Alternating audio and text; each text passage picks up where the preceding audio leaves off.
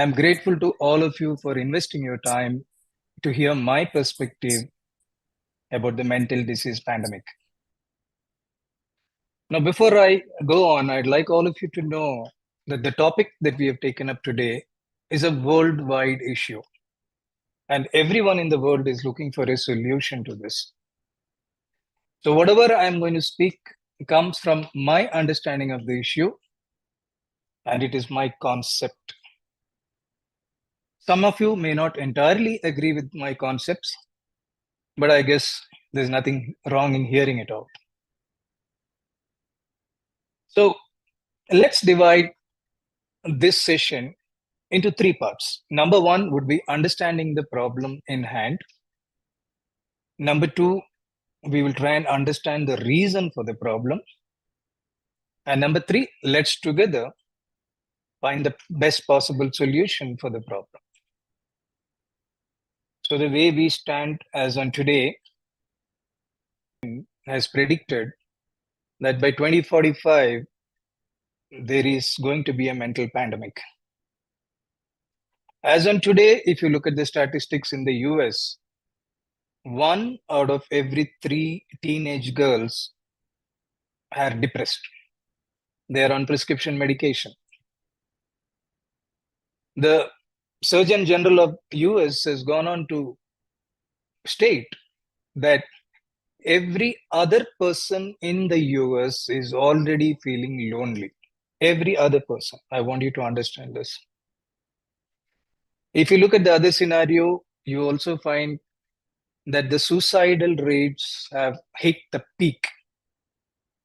Can you imagine that the maximum number of suicides have happened in the young children between the age of 10 and 14? Can you imagine such tender minds taking the decision to end this life and commit suicide? Now, this is the kind of scenario that we have got today. Now, at this juncture, I always ask people, how happy and joyful were you when you were 6 years old?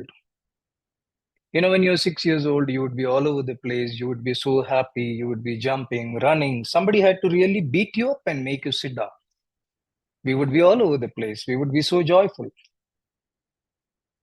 Now, if you're 66, at 6 years, you were so joyful. If you're 30, you should be 5 times more joyful. If you're 60, you should be 10 times more joyful. My question to you is, are you at least as joyful as when you were 6 years old? No, we are not. So are we headed in the right direction or are we headed in the wrong direction? This is something all of us need to think about. We are headed definitely in the right direction in terms of comfort, conveniences, science, technology. But in terms of happiness, we are definitely not headed in the right direction.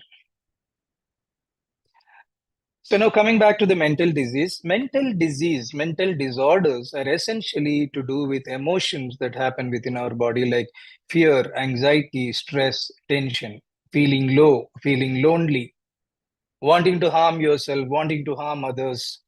You know, these kind of feelings and emotions are what makes a mental disease. Now, these emotions and feelings that we go through can be fashionably diagnosed by the medical science as depression, bipolar, schizophrenia, split personality, or whatever. There are many terms, many fashionable terms which are given. But whatever is your diagnosis, what you feel is more or less whatever emotions I have mentioned below. FAST is what I normally say: fast, fear, anxiety, stress, and tension. These are mostly what comes under it. The basic thing is that you are not happy and you are not joyful. That is what gave rise to a lot of negative emotions. We need to understand that all the above that happens in our body happens because of an imbalance in the chemicals that happens in the body. Are you aware that the human body is the biggest chemical factory in the world? All our activities like emotion, sleep, anger, happiness, everything is controlled by chemicals. So now when you go to the doctor and you explain to him all that you feel, he will give you a chemical to fix that imbalance. and you will feel better. Or you go to a therapist and he will guide and help you to tide over whatever situation that you are going through. But what we need to understand here is that whatever you're feeling and whatever is being fixed by the doctor or the therapist is only the effect. That is why you see most of the psychiatric cases can be only fixed by chemicals, but they cannot be cured. Cure can happen only if you know the cause and fix it, not just the effect. Now, medical science definitely understands that mental illness happen because of an imbalance in the chemicals, and they're able to fix it with chemicals. But why this imbalance of chemicals happens in the body, the medical science does not know. So when they don't know the cause, they cannot cure you also. So there is a need for us to look beyond medicine for why these imbalances are happening. So today, let's explore beyond medicine why these imbalances happen in our body. Where all these negative emotions are coming from. Let us look at where all this anxiety, stress, tension, apprehension, all these are coming from. Now, most of them, they come from what is called as fear. Fear, fear. Now, your child falls sick and you're worried because you have a fear that something might happen to him. Your spouse may be late from work. You're anxious because you have a fear that he might have met with an accident. You've given a test and you're waiting for the results and your intention. This could be because of your fear of a failure or because of a fear of a negative report that might come. You avoid giving tax and you get stressed because you have the fear of being caught. So fear is the basis of most of our mental agony. Now let me give you an example. One day in the morning you wake up, you go to office, you have a nagging headache. You reach the office, you continue to work half a day, your headache is still there. You finish lunch, post lunch, the headache is still there. So you go to the doctor in the office and you tell him to, he checks your BP and he says, your BP is very high. It's 180 by 120. Now, suddenly, your snagging headache, which is there, it becomes a very pounding kind of a headache. You suddenly start to sweat. You suddenly start to feel breathless. You suddenly start to feel a little bit of pain in the chest. You feel the palpitations happening. And then the doctor tells you, why don't you go and see your family physician? So you leave home, you reach the family physician with all these symptoms. And the moment you reach the family physician checks your blood pressure and says, your BP is very high. What are your symptoms? You tell him, I'm having palpitations, I'm having a pain in the chest, I'm having breathlessness, I'm sweating. Now, my question to you is, are these your symptoms of BP? All that you had since the morning is a nagging headache. All the other symptoms that has come to you, it has come after you realize that your BP is extremely high. So they are not the symptoms of BP that you're experiencing. They are the symptoms of fear that you're experiencing. So this is the difference between fear and what actually is. So the fear can bring about a lot of changes in you. Ultimately, the doctor treats you for all these symptoms. He gives you something for the BP. He does not give you anything for your mental symptoms. So he is treating only the effect. He's not treating the cause, that is the fear. So this is how you differentiate between fear and what is real. Now, now that we know that fear is the basis of all these emotions, let us now try to explore what is this fear. Now, my question to all of you is, were you born with fear? No. A little child is capable of playing with a very poisonous snake. It can play with it. It can just take it, pull it, do it. It doesn't care. It can do any dangerous activities because it does not know fear. We are all born without fear. Fear is inculcated into us as we grow up. We are taught what is fear. Now, here is where I normally talk about something that is very dear to me. Most of the religions and cultures, they talk about the fact that there is a God in a child, which means you go, however stressed you go play with a child, and then you naturally begin to feel happy. You smile at the child, you forget your stress, you forget your worries. This is because the child is non judgmental. When we say that there is God in a child, what it means that the child is non-judgmental. The child does not know what is good, what is bad, what is right, what is wrong. The child will look at a thief and a priest with the same intensity of love. The child does not differentiate. That is when you come into the picture and you start teaching the child what is right, what is wrong, who is good, who is bad. And slowly the God in the child goes into the background. The artificial intelligence of the child takes over. That means whatever the child is collecting or gathering through its five senses, it gathers, it takes over and runs our life. So the God is there in the child, God is there in each one of us, but it goes into the background. It does not function. We function through the artificial intelligence of our mind. Now, when I spoke in my teaser about what can we do for the younger generation to prevent coming into a mental pandemic, the biggest mistake that we are doing today with our children is teaching them what is right, what is wrong, what is good, what is bad. I know it is very difficult for us to not to teach our children because it's very natural for all adults to teach something, teach something. You know, we are all the time trying to teach something. Whoever it is, whether even if it is not your kid, you're trying to teach something to the kid. If you can't help teaching, it's okay. But at least teach them what has worked for you. Don't teach them what you have just gathered. What has worked for you, you teach them. Now, I often see mothers teaching their young daughters how to be with their mother-in-laws. They're all the time telling them, be like this with your mother-in-law, do this with your mother-in-law, be like this. My question to you is, has it worked for you? Are you in a good space with your mother-in-law? If you are in a good space, it's fair enough. But are you in a good space? Now, how can what is right for you and your mother-in-law be right for your daughter and her mother-in-law? So let's try not to teach our kids anything. Let them form their own opinions. Let them know what is right, what is wrong. What is right and wrong for your generation may not be right and wrong for their generation. But you're going on teaching them, and their senses are all the time gathering all that we teach. You need to understand that when the mother, father, or the close family teaches them, it goes into the subconsciousness of the child without any filtration.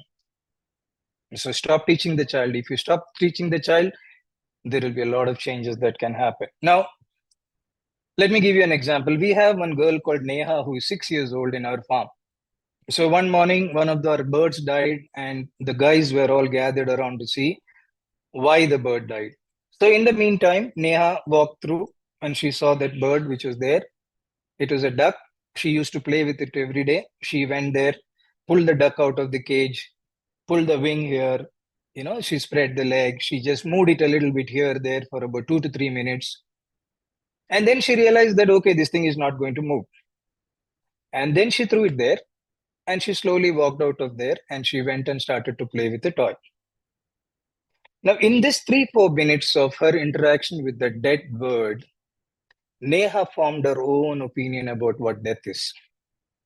She realized that, okay, it was there yesterday, it is not there today, it is not going to be there tomorrow. So, end of story. But if you're going to teach your child what death is, can you imagine what kind of adjectives you would use? Death is so dangerous. Death is so sad. Death is a tragedy. Death is so difficult. You should not even talk about death.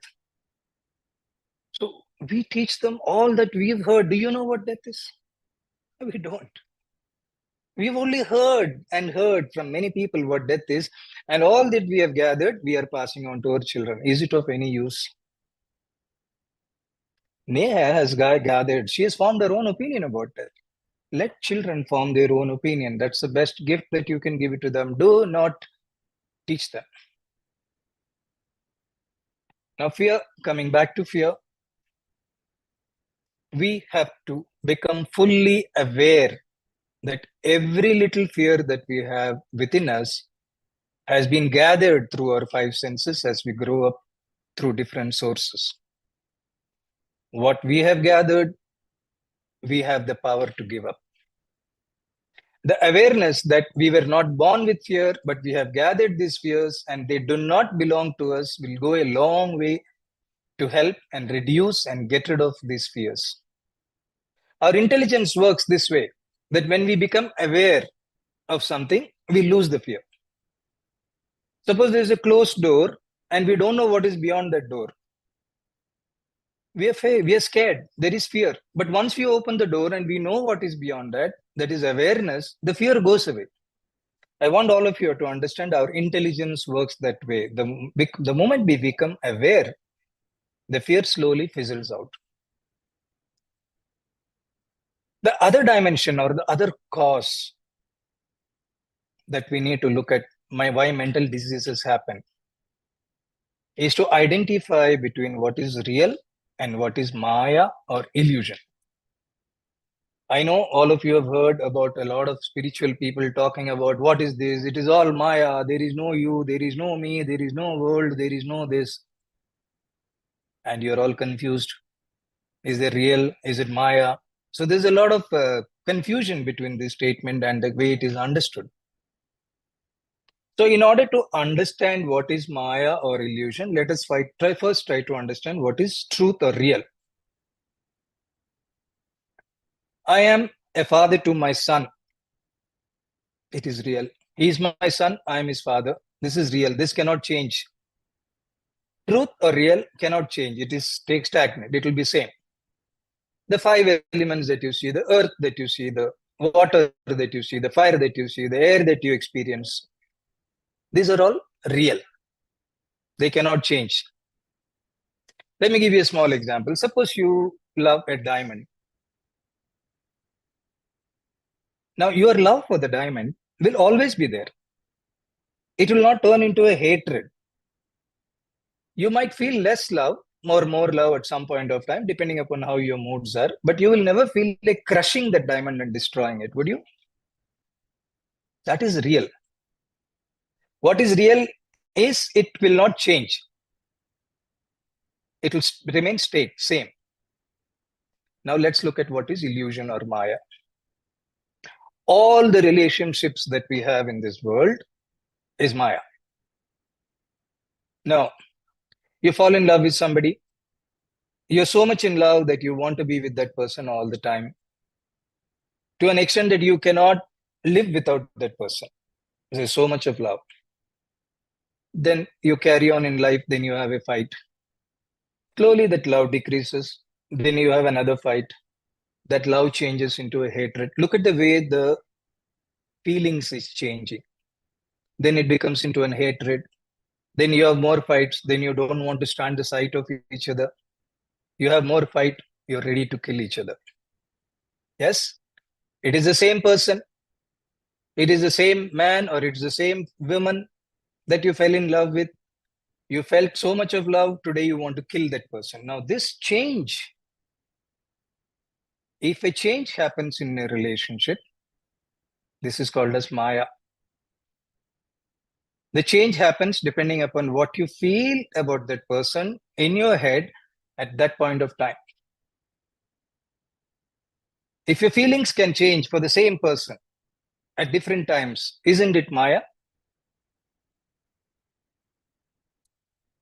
If you have the ability or if you're aware as to what is Maya in my life and what is not Maya in my life, then your intelligence will take over and help you to distinguish between both of them. Once you're able to figure out that it is Maya, the fight that I'm having, the uncertainty that I'm having, the tragedy that I'm feeling, everything is Maya, then you know that there is no significance to it. So there is a need for you to understand the difference between Maya and illusion. The next cause of a mental disease is domestic conflicts that happen. So, in order to explain to you the domestic conflict, let me take the most basic conflict that happened between a partner. The case of the toilet seat, whether it should be up or whether it should be down. Now, when I talk about a couple today, in today's world, a couple would mean two men, two women, men and a woman. It can be anything. So one of the partner feels that the toilet seat should be down because it is aesthetically appealing. It will not smell. It is the way it is. But the other partner feels that the toilet should be up because it is easier. It is convenient. Anyway, there is water, so no smell will happen.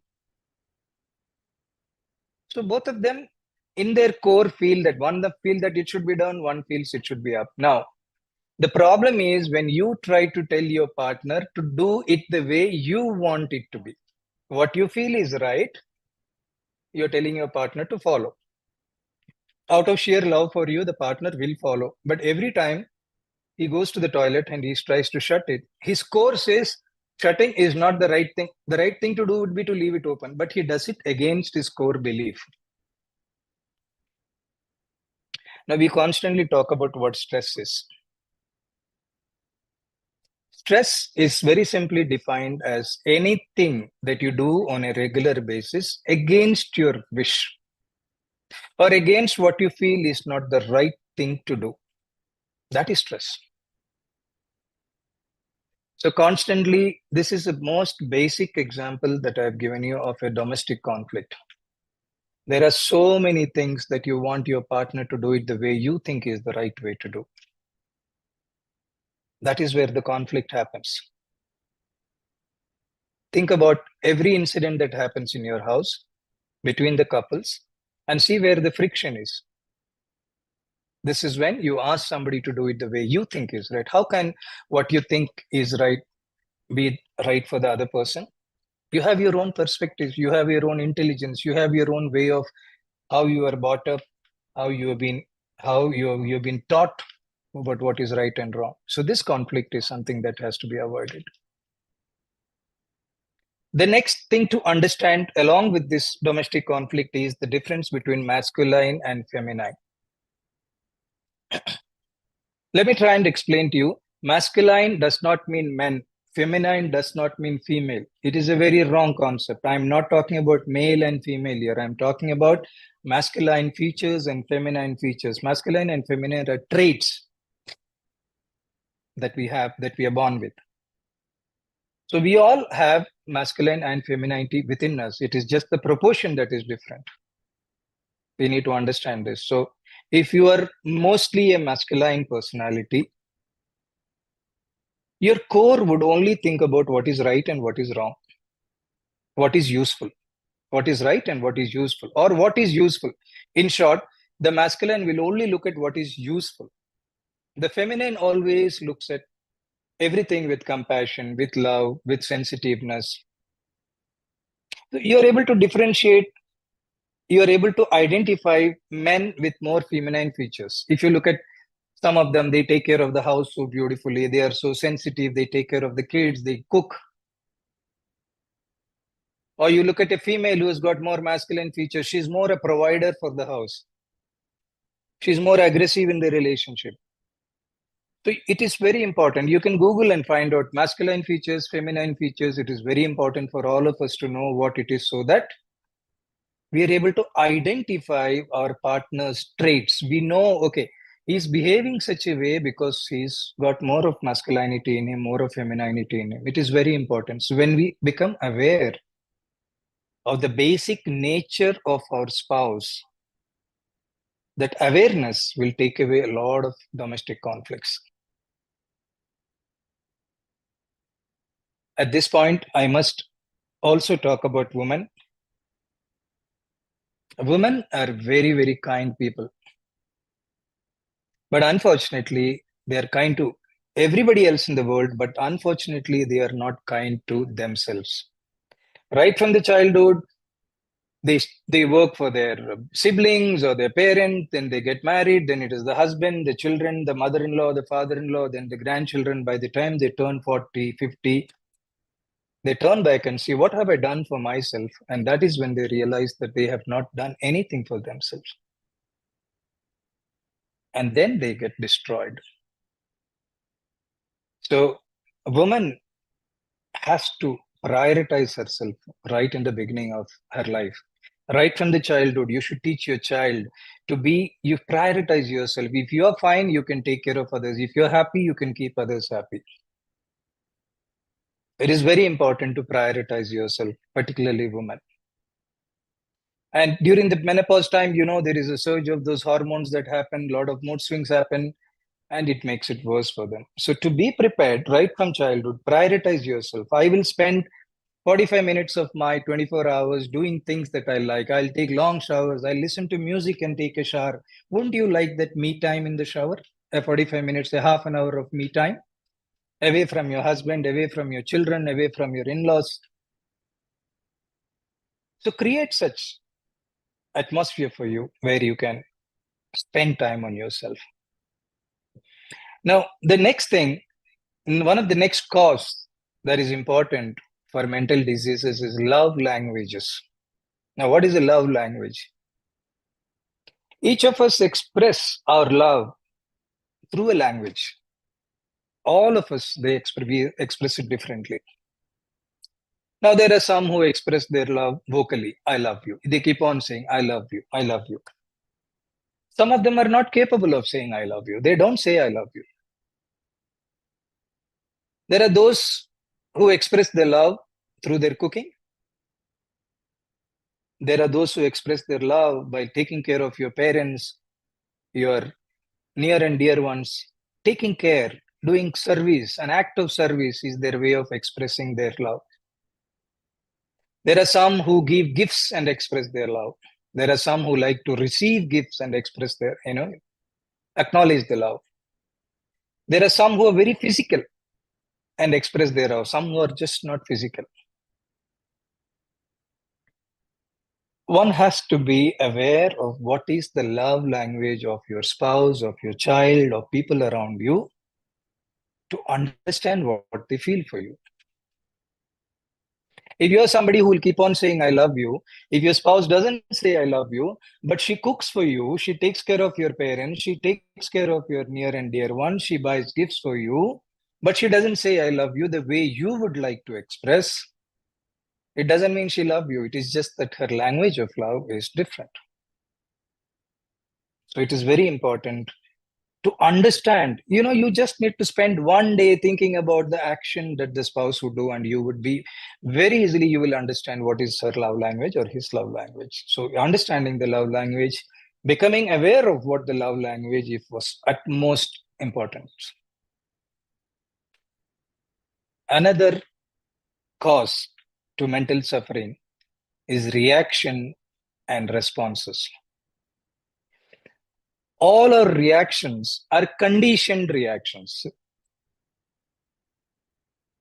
All our life depends on how we react to situations that we face, how we react. So our reactions are all conditioned reactions. Suppose you realize that somebody very close to you has lied to you. Your immediate reaction is to get upset, get angry, confront them, have a fight with them. Why did you do this? That's a reaction. This will create a lot of tension, of course, between the two of you. But the reason you reacted this way is because you have always grown up being taught that lying is not a good thing, and you have to react a certain way if you find somebody lying. It is a condition. You've also seen elders in your house or other people in the house react similarly to somebody who is lying. So this is conditioned so within you that the moment you know that somebody is lying, you react. But instead, if you would respond, you have many choices of response. Suppose you caught somebody lying, you can in your mind say the person lied because they were helpless. They had no choice but to lie. Or you know that they lied and you tell them, I know you lied. There is no need for you to lie and diffuse the situation. You could even tell them, I know you have lied. Please do not lie from next time onwards. Or you know that he has lied and you don't care about it. You don't even tell him that you lied. You know you have lied and you just be cautious about it. So you have various choices. This is just an example. Every reaction that you have, every situation that comes in front of you comes with a varied number of choices. It is just that you don't pause to take the choice. You only react according to the condition reflex. Every time if you were to create a distance between between the stimuli that comes and your reaction and convert it into a response, many situations in life can be avoided. Many unpleasant situations can be avoided. So never react, always respond. Now, I've been doing research for the last three and a half years with AIMs or with institutions or with spiritual leaders. And we have realized that, any chronic problem that happens, including the mental disease, where the cause is not known by the medical science, one of the only cause is your emotional conflicts. I've spoken this in my last talk, but I will repeat it for those who are not there. You see, we are going through pleasant and unpleasant emotions all our lives, right from childhood, right from when we are in our mother's womb, we are capable of experiencing unpleasantness. Now, suppose I ask you to remember an unpleasant event that happened about 15 years back. You are able to remember it because that is your memory.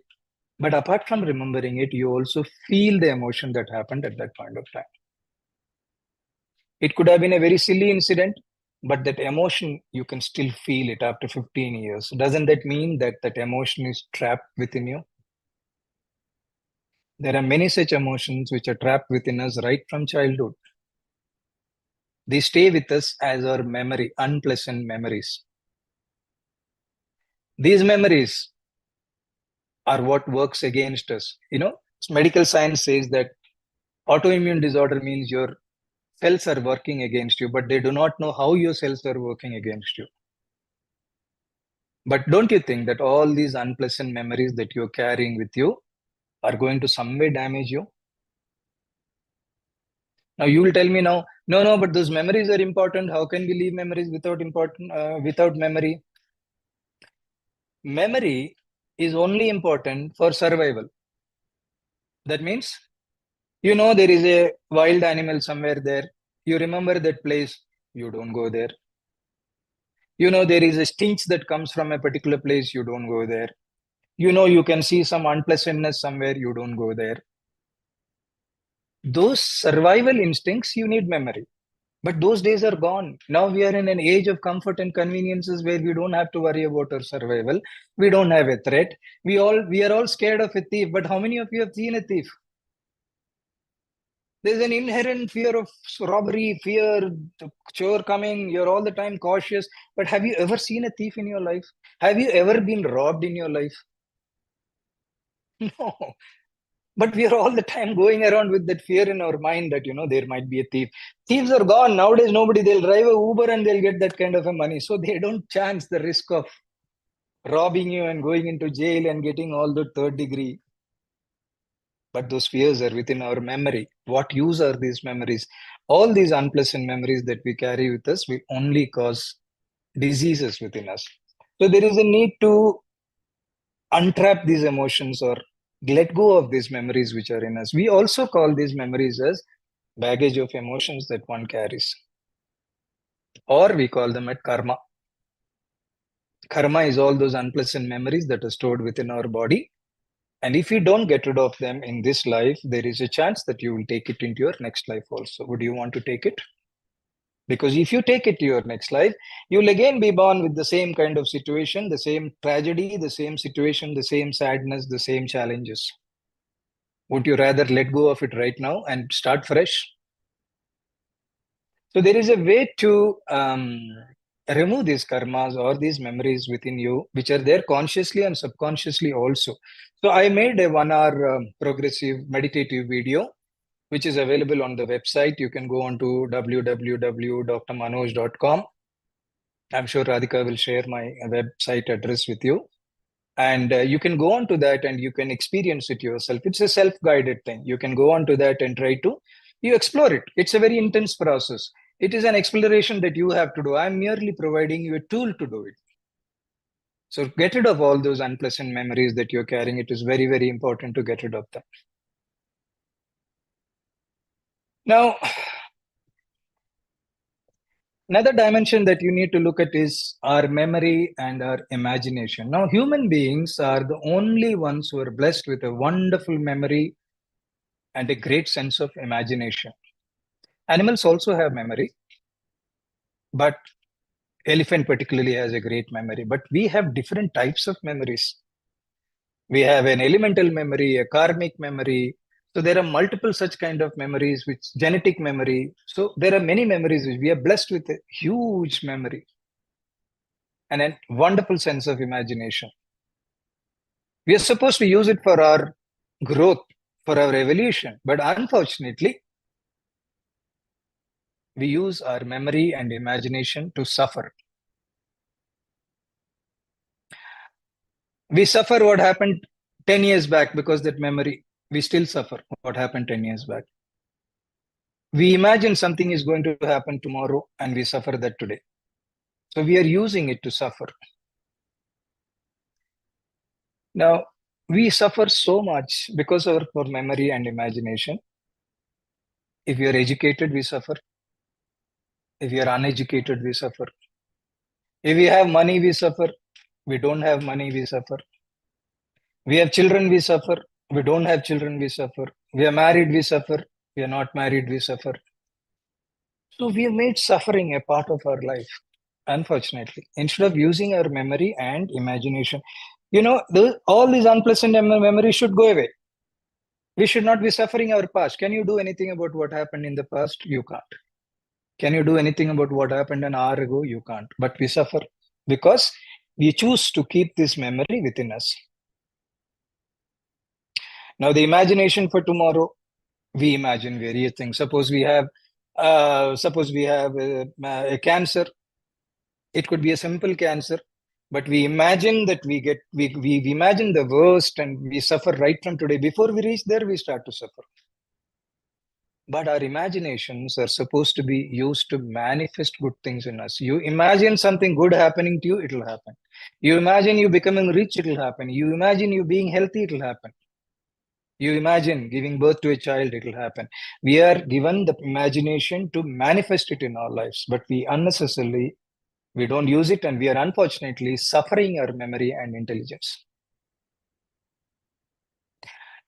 Do you all realize that every experience, human experience that happened to us, happens from within us? If you're joyful, where does it happen? Within us. If you're ecstatic, within us. If you're sad, within us. If you're angry, it is coming from within. Every emotion that we feel happens from within us. There is not a single emotion.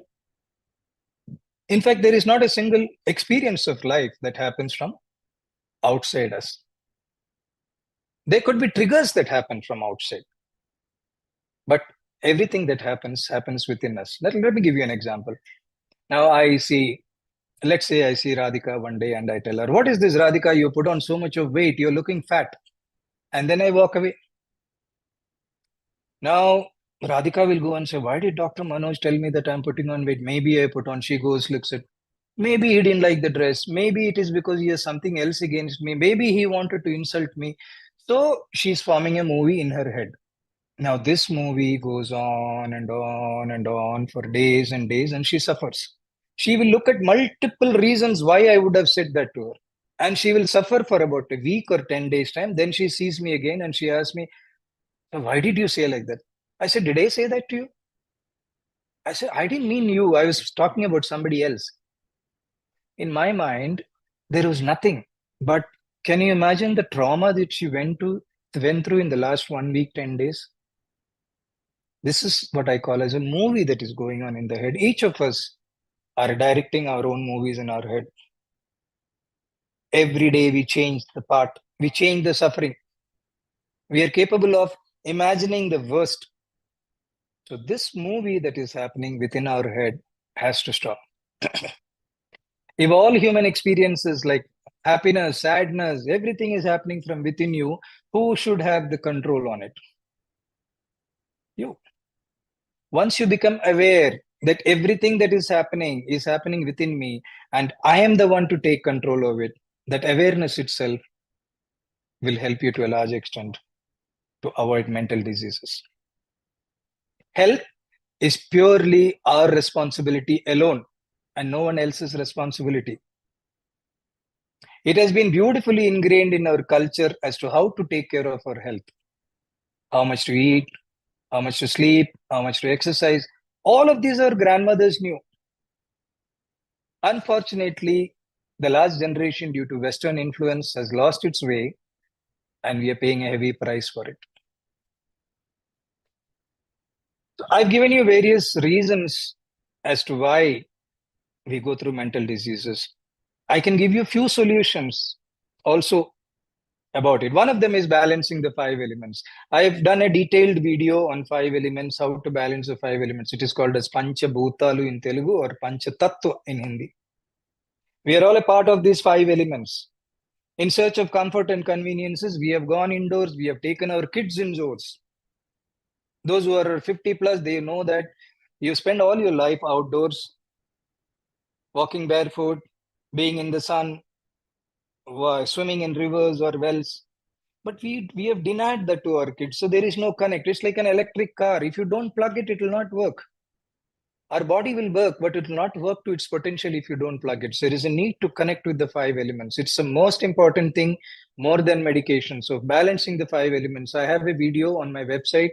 You can go onto the website, see the balancing the five elements video, and follow it and teach your children. The greatest gift that you can give your children today is to teach them how to balance the five elements. No amount of money is worth that kind of a knowledge that you can give them. Teach them how to balance the five elements of nature. The second thing, of course, is spiritual practices like meditation. See, we are all the time doing outward work. Whether you're a teacher, whether you're a plumber, whether you're an engineer, whether you're a doctor, it is all an outward work we are doing. Every outward work comes with a result. It is result oriented. Either you have to see a result or you have somebody appreciating you. Otherwise, you feel disappointed. So outward work will never give you the satisfaction. It has to be inward work. You have to work inwards. So meditation, doing different sadhanas, these are aimed at expanding your insights. So the inward journey is the most important thing to look for inner peace or to avoid mental conflicts. Now, these are the last thing, because I am a homeopathic doctor, I must express to you what homeopathy can do. Homeopathic medicines basically work on the emotions. Homeopathic medicines are nothing but energy vibrations which are sourced from plants, minerals, etc. These are energy vibrations which are increased to the level of human being. Once it is introduced into the human body, it goes and touches the target organs. So homeopathic medicines have beautiful medicines for restlessness, anxiety, stress, tension, fears, suicidal tendencies, maniacs, OCDs. There are many, many, many. These are not chemicals. You go ahead with the chemicals to treat the effect. But if you're looking for a permanent solution, along with the chemicals that you're taking, start homeopathic medicine so you can work on the effect and the cause. Mental diseases can only be treated using treating both the cause and the effect. So take both of them together. It'll go a long way in helping you. Now, the last thing that I'd like to tell you is something about healing.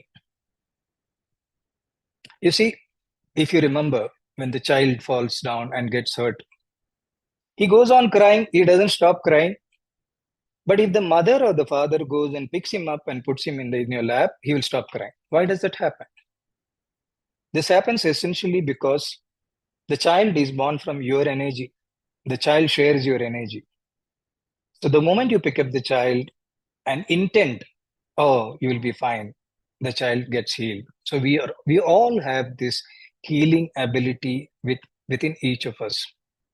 If you look at a dog when it falls sick, It'll just go lie down in a corner for a day or two. It'll heal itself and come back. We have evolved from animals, so we all have that power to heal. I want all of you to understand that you have the power to heal yourself, and you also have the power to heal the energies that are born from you, or you share an energy with them. So when you feel very down, when you feel very low, give yourself healing. Keep your hand on your chest and reverberate. Make a sound, making a sound like feel the vibration of that sound in your heart, in your chest, and heal you. There cannot be a better healer than you, because healing is all about an intent. So there is a video that I made on healing also. Please go through it in the website. So we have to heal ourselves. We have to heal our children. So I must tell you this, in one of those healing sessions, I asked, a 30-year-old girl came to me. She has, of course, had some emotional issues. She came with her mother. So I asked the girl to place her hand on the top of her head. And I told the mother to keep the mother's hand on top of the girl's hand. And I said both of them to chant. Mm. Both of them burst out crying. There was so much of tears. But the tears didn't come because of the healing. The tears came because it's been a long time since they hugged each other or physically touched each other. We are living in a society, we are living in a time where that physical touch has become very less. That affection, that emotion, there's so much contradiction, there's so much conflicts. We need to change all these things. So with this, I will stop, and I'm good to take questions and anything else. Thank you so much.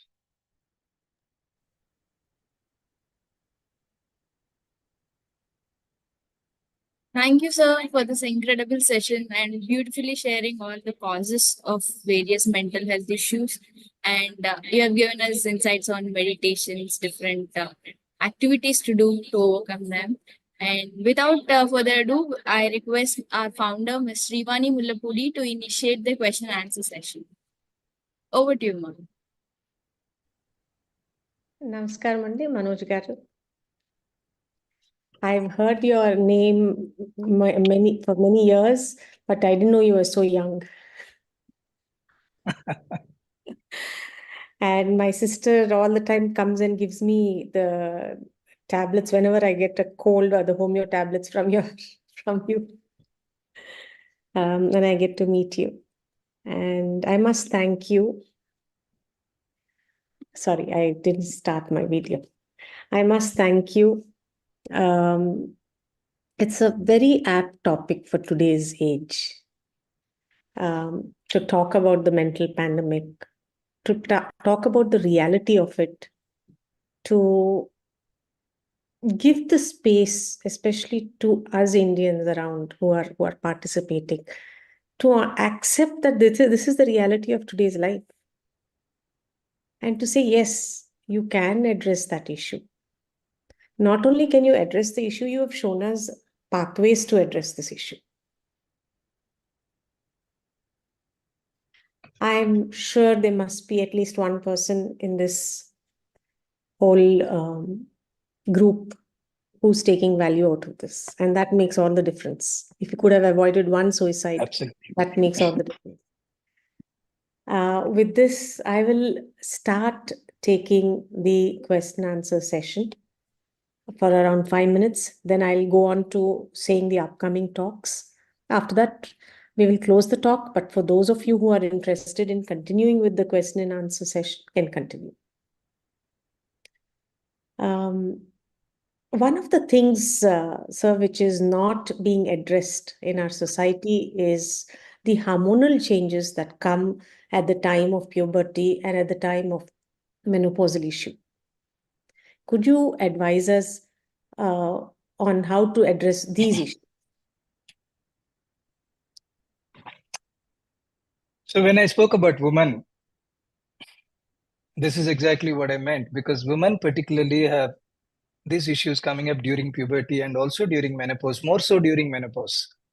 Puberty, of course, it is under a controlled environment. The mother is there to protect, to take care, though there will be a conflict between the mother and the daughter that happens at that point of time.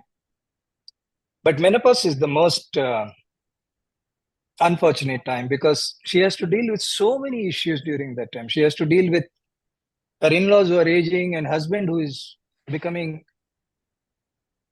well, I won't use those words, but there are difficult situations all around her, and that is the time when she looks back and says, what the hell is happening to me? What am I doing? What have I done with my life? Where have I ended it? So it's a very difficult situation for her. So the best thing to avoid is not to get into that situation. If you don't want it to get into that situation, right from childhood, teach your child to prioritize an hour in 24 hours for her own self development, for internal activity. Hormones will anyway change during puberty and during menopause, but how you react to that change will depend upon how you are brought up. If you're brought up in the right way, if you spend this hour balancing the five elements, trying to internalize, doing your meditation, you will not react the way everybody is reacting. It is not possible. It also depends upon the mother. How much can you help your child? How much of a friend can you to be your mother, if to your child? See, the problem is there is a generation gap, particularly right now in today's world, the generation gap is very vast. At some point of time, the generation gap used to be between the father and the son or the grandfather. But right now, every 4 or 5 years, there's a generation gap. So the mother is not able to identify with the daughter. Most mothers, they come to me and tell me, my daughter, she sleeps at 3 a.m., she wakes up at 8 a.m., and then she rushes to, why can't she sleep at 9 o'clock? So age that I was born in, we had to sleep at 9 o'clock or 10 o'clock. But today's world, everybody is up till 2 o'clock, 3 o'clock. How can you ask your child, when all her friends are staying awake, how can you ask your child to sleep at 9 o'clock? You have to modify, you have to change certain things about you. Don't be rigid about certain rules and all that. Okay, you sleep at 3, you make sure that you get about 6 hours of sleep and do your duties next day in the morning. I'm fine with it. But the mother is very particular because the grandfather is seeing that the child is seeing at 3 o'clock. The grandfather will tell the mother, your child is not sleeping at 3 o'clock. The mother, though she believes it is okay, she'll go and tell the child. It's very complicated. So I think we have to have an open mind to the next generation that we are dealing with. Let them do, let them learn, let them fall. They will rise again. The only way to rise again is if you fall. Let them experience. Don't put your ideas into them. Let them form their own opinions and let them live their life. I hope a little bit of it. We can talk for hours together on this, but I'm sure there are many more questions that is there. But prioritizing yourself, at least now, those of you who are in their 40s and 50s, 45 minutes in a day, prioritize your. I'm asking you this. Wouldn't you have loved to have a half an hour shower? Put on the music, half an hour all to yourself, without your husband, without your child, without anybody interfering. Wouldn't you have loved it? But you can't do it today because you never did it. Today, if you start doing it, they'll think you're mad. So start doing these kind of things. Plan your future. That's very important.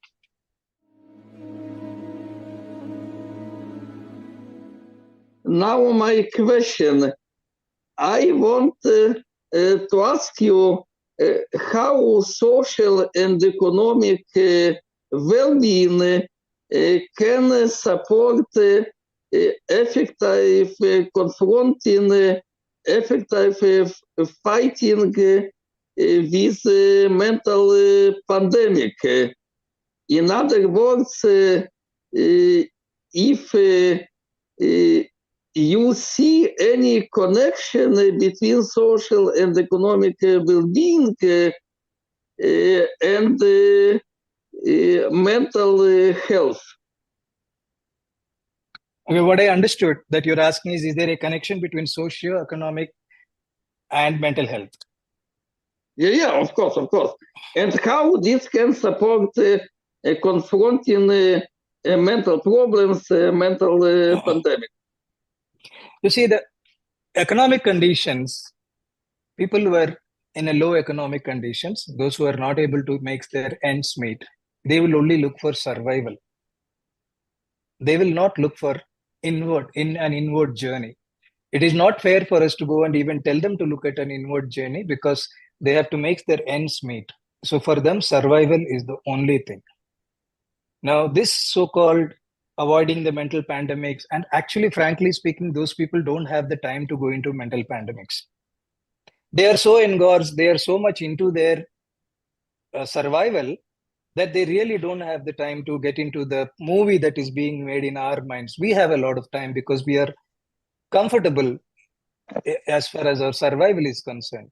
So, whatever we are talking today is for those people whose comfort and conveniences are taken care of. I would definitely not go into a low economic person and preach them about how to avoid a mental pandemic. I hope it answers or what I've understood. I'm sorry, sir. I'm not able to get my. Shmuel, you're able to, does that resolve your issue? Do you want any further questions on it? Yeah, of course. Thank you very much for answering. Yeah, Shmuel, originally in India, we had a society which supported each other. We had joint family systems. Today, there's a lot of change between people going from rural places to urban places. So the support structure, the society structure has been changed. But as Dr. Manoj says, there's nothing wrong in what is happening. Let's flow with life.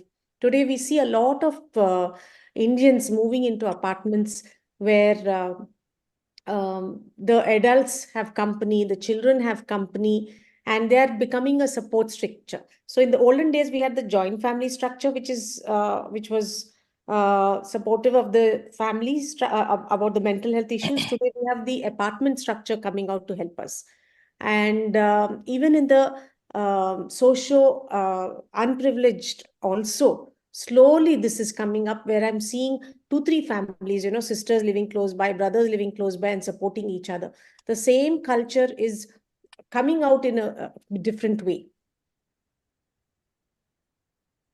Yeah. So next, Mr. Padmachari, please. Yeah, I'm sorry. I'm not able to. I'm putting the video. It's not coming. And No, we can see you. We can see you. No issues. yeah, absolutely. First thing, Dr. Manoj had said that we had what we manifest and think. If something good only happens, then what happens to what we went through in our lives? And we thought good will happen. It ended up disastrous, and we became fed up when the pattern was repeating. What is the cause? Is it because despite the fact that we thought good will happen, bad happened? Why does that happen? Clearly, you have not manifested strong enough. That is the reason Okay. it happens. Let me give you a small example here. Yeah. I have a family of 4 who comes to me for treatment. 3 of them are my patients. The man was not my patient, but every time he would come, he would say, "Doc, please check my BP." I would check his BP and say it's normal. Next time again, he would say, "Check my BP." And so, why are you checking your BP? No, please check my BP. Finally, at the end of 4 months, I told him, "Congratulations, your BP is high." Now, our body is made of trillions of cells, and each of the cell has an intelligence within it. Our body is capable of listening to a command that is given by the mind. It listens to everything. It obeys the command. It doesn't have the ability to question the command. Now, it has never happened that you want to go punch somebody and the body suddenly stops to think whether to punch or not. No, it just obeys the command. Now, suppose you have a disease, you have a psoriasis, which can sometimes get into a psoriatic arthritis. But you have a very little of a psoriasis, but you go on dwelling on the psoriasis. You think about the worst that can happen to you. You think about you becoming a cripple. You think about you being in a wheelchair, and you will definitely end up there. Now, this manifestation is not happening consciously. It is happening subconsciously. So if something is going wrong in our lives also, it is because we are manifesting it. We do not know our fears and anxieties manifest. The strength of that manifestation is so much more than our manifestation to do something good. That's the only way it can happen. But otherwise, How good to thoughts. get past it? How to get past the pattern?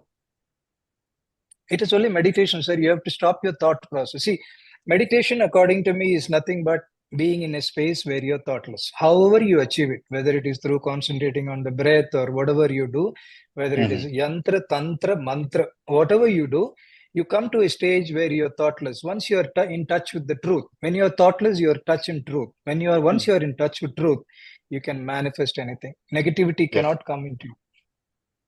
Meditation is the only way. Can I say something? Yeah. Padmachari there. May I Yeah. say something? Yeah. Yeah. So your question was about your past. Yeah. And Dr. Manoj said your past, whether it is karmic, whether it is genetic, whether it is your imagination, exists. What he says is how you respond to it is in your hands. Okay. If you want to continue to suffer, you will continue to suffer. Absolutely. And the only way is to become aware of it, either through meditation, is what he's saying. Just to be aware, just to be present to it. I mean, I'm just repeating what Dr. Manoj has said. He's just saying, be present to it. Be present that your past is impacting you. Don't react to it, respond to it. Okay. Suppose the feeling comes, just hold it there. Let the thing pass, you mean to say. Yes. Why don't you try getting it out of the root? Why don't you do that untrap emotion audio, which is an hour-long audio?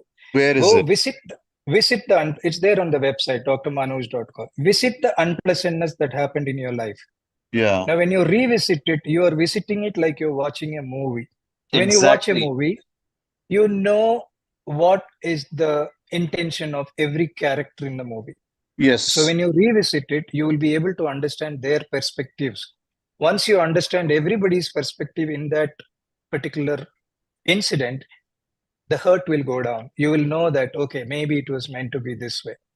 You can release them.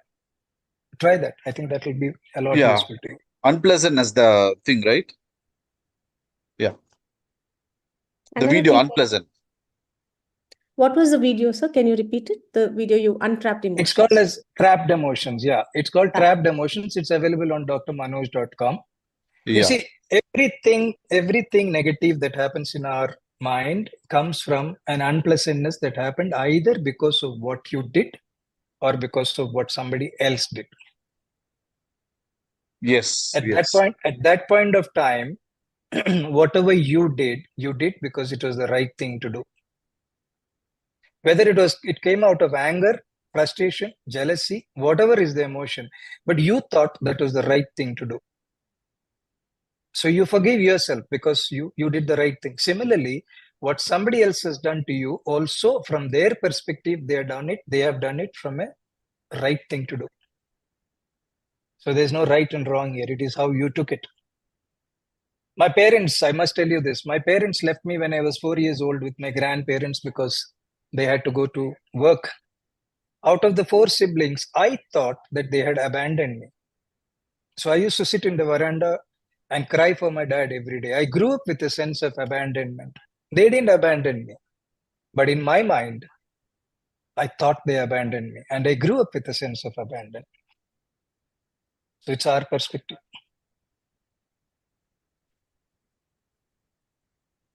Does that address your issue? Yeah, to a certain extent, but not at total depth. I get a crux of the issue. You get a pathway. Yeah. Okay. Is there any question you have, or can we move on to? No, you can move on. Thank you. Thank you. Shaibal Chatterjee, please unmute yourself. Good morning, ma'am. Yeah. Can you hear me? Yes, yes. Yep. Good morning, sir, as well. It has been a very lively session, and I could understand that everything is inside us. That is the anger, fear, and that it's not an outward anything. The society doesn't disturb you unless and until you get disturbed. Is it right, sir? So you were talking about the meditation as well. It's audible, ma'am? Yeah. Please go ahead. So meditation. So how to continue with this meditation? Can I have this regularly, or that So the process You of see, indulging myself into meditation and manifestation, that is what I am into. you're talking about meditation. THEA, Meditation. meditation. So it's Yeah. very difficult to sit for 15 minutes and having uh, having not taking your past or not thinking about your family, not thinking about the job profile and all those, clearing your Correct. mind. That is it's very difficult for me at present scenario What for is your question, 15 sir? minutes. Not clear. So meditation. You were saying that for the last solution, you were going for that meditation is a better solution for getting rid of fear, phobia, and all those mental drawbacks of oneself. So how to get into meditation? That So is I'll tell my you, I question. understood your question. How? Let me explain this to you. I told two things that is there. One is outward activity, one is inward activity. Outward activity is that we are doing on an everyday basis, be it our job, be it our relationships, be it our survival. These are all outdoor activities, outbound activities, for which there Yes. is Thank you, always sir. a result. For which there is always a result. An inward activity is something that is not result oriented. It is only aimed at it is only at evolving yourself. Now, when you mean meditation, there are different techniques of meditations. One of the most common one is watching your breath. When you focus on your breath, don't try to breathe heavy, don't try to breathe deep, don't try to do anything with your breath. Let the breath happen naturally. You just see how you're breathing. That's all. Focus on how you're inhaling, how you're exhaling. If your focus is on your inhale and exhale, you will not get any thoughts. If you're getting your thoughts, that means your focus is shifted from your breath. Bring your thought back into your breath. So suddenly you might feel the fan is on, I don't want it on.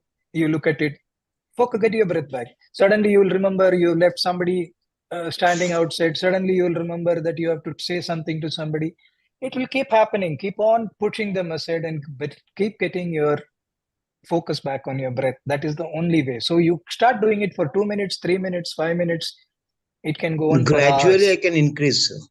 It has to be. Our yogis have done Uh, it for thousands of years. When they mean thousands of years, it doesn't mean that they do thousands of years in one lifetime. It means that they have continued to be a yogi from one life to the other to the other. It is an ongoing process, and that's the only way. You have to keep increasing it. Sir, then I can do partly this relaxation process. That is a meditation. What you told that breathing process, taking hold of the breath. So this process can continue for number of times. So if I It is not go taking. for It is five not minutes taking for control. 4 times, Yeah, it is can not it taking be? control of your breath. Don't take control of your breath. You Okay, let your okay, breath okay. No. happen. You become Okay, aware fine, of fine, your breath. fine, You fine. can do it Awareness. number of times in a day. You can do it through the day also. Fine, sir. For You can do short it period through the of day time. also. For short period Anytime. of time. Okay, thanks. Absolutely. Nice of it, sir. Thank you. Our Thank you, next, sir. next one question we had is, you said something called FAST: fear, anxiety, stress, Stress and and tension. Oh, tension. yeah, Could you yeah. distinguish uh, tension and anxiety, please? Yeah, it's a little, it's more technical. I don't think we should get into the technical part of it, but the basis of all these things are fear. See, if you did not have fear, you just think about it. Would you be anxious? Would you be restless? All these emotions come from fear. If we didn't have a fear, we will not have any of this. So I don't think I can academically or technically tell you the difference. That'll have to. I don't know. I don't think I'll be able to distinguish that right now. Okay. Now, next But the question. basis of all this is fear. Got. Our next question is from Mr. Anu.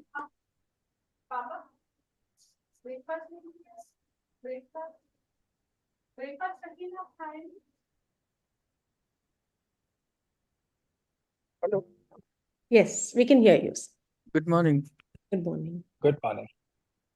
I must thank you for the session, and it was quite relevant and useful. I had been into meditation for many years. Uh, Sometimes I get uh, some results, but there are some patterns of uh, some patterns of uh, say fears or whatever memories are there, which uh, are not going. They're not leaving my system.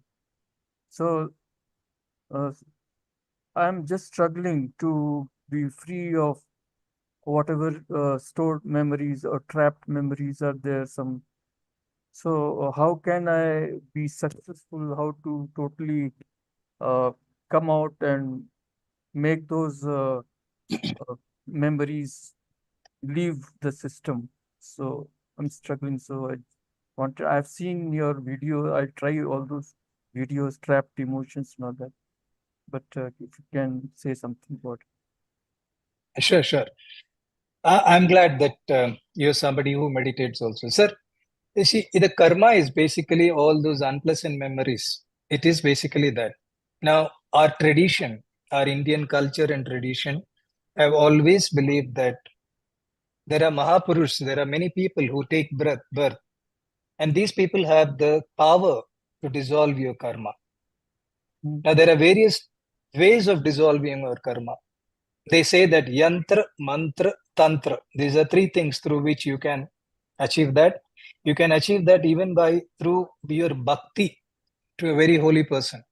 It has happened in many places where people don't seek, people who are so devotional, they are so devoted that their sheer devotion will dissolve their karma. Mhm. I mean, I've heard of people who are still alive in India who are supposedly reincarnations of certain gods who, by their sheer looks, can dissolve your karma. So you should keep trying various ways. Trapped emotion is only one tool that I have provided which can burn your karma. There are many such kind of tools which are available. You should keep trying. We don't know which will work for you. So Mhm. keep trying different karmas. But Mhm. what has worked for most people in India or in people I've know is bhakti. Bhakti marg is what has worked for a lot of people. Total surrender Mm. to that divine force whom you believe in can get rid of your karma. Yeah, I've been trying that. Let me hope that I'll be able to. Sir, it is not necessary karma will go away in this life. It can take many lives for you to get rid of your karma. Yeah. Karma is That's not right. something that can just go away. It Mm. might take many lives. So keep trying. That is what is our goal Uh, in life. Thank you. I would like to be in touch with you if you can share your contact details. Yes. Thank you. Yeah, I'll leave my clinic number in the chat box, sir. You can connect from there. Thank you. Welcome, sir. I had psoriasis at one point of time, and I had taken homeopathy, and it had gone. Psoriasis is a skin disease. It must be some untrapped emotions coming out. Do you have any? Could you advise? Could you talk about it? So we've done a study about psoriasis for the last 3.5 years. And what we have concluded is that the biggest emotional conflict that comes in psoriasis or causes psoriasis is called a separation anxiety. Any skin disease that comes up, which is chronic, which is not going with medication, comes from separation anxiety. The last week I had a patient who came to me with severe urticaria all over her body. She's been having it for 30 years, hives. She has taken immunosuppressants, she has taken steroids, she has taken all sorts of medications, but it is not happening. When we took her history, we realized that she developed it the day her son went to the US to study. Separation anxiety, separation from being separated from her son. That is one such anxiety. The second separation anxiety is wanting to separate from a toxic relationship. So this is one of the emotional conflict that is the root cause of psoriasis.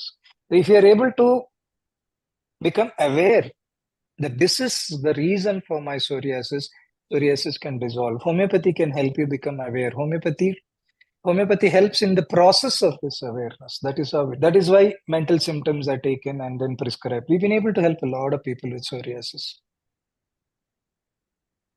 There's a whole video on psoriasis, which is a hour-long video. We can always share that. I've in detail touched psoriasis, different aspects of it. Let me also tell you, since we are talking about this psoriasis, there are a few percentage of people who go into what is called a psoriatic arthritis, which means the psoriasis from the skin, it goes and affects their joints, their spine, and everything. The medical science does not know why it goes. It just says that psoriasis shifts from the skin to the joints. It doesn't know how to. Now imagine, out of 100 people, there are a few people who don't like their psoriatic patches, so they keep it covered from others. They're ashamed. There are a few people who keep it covered from themselves because they get disgusted when they look at themselves. Now, you do know that skin is a part of you. Skin can react. It can actually communicate with the brain. When it is cold, it will tell you. When it is hot, it will tell you. When it is painful, it will tell you. Now, such a skin, if every time you look at it, you're looking at it with disgust, what will the skin do? It will try to go inside and hide. So you are with your disgust driving your psoriasis from your skin into your bones, which is causing psoriatic arthritis. You know, where medical science cannot give an explanation, this is the kind of explanation one needs to look up and understand. So you stop that disgust about psoriasis. Slowly you start coming into terms with your skin and start loving your skin. It will slowly turn around. I hope it helps. Thank you. Another question is, the mood swings that come at the time of menopause or before the periods start. What is your advice on that? It is purely a hormonal thing. There is nothing much you can do about it except the partners understanding the problem. You know, if the partner and the family understands that during this particular time, the lady is going through what she's going through and she has no control over it, it can be mitigated to a large extent. But unfortunately, what happens is this is exploited by the lady. She continues to have mood swings, even though when she's not in her periods, and she will blame it on menopause, and she expects the whole family to understand. That is where it goes wrong. So as long as it is confined to that particular part or the period of menses where it is happening, a cooperation and understanding from that's the only way out. There are homeopathic medicines which can to a large extent reduce the premenopausal issues. There are wonderful homeopathic medicines. We've been able to do that for a lot of people. We have young girls coming. They're so cranky before their periods. They're unbearable before their periods. So there are wonderful medicines and they are not chemicals. They do help. Hello, sir. Sir. Yeah. I have a doubt.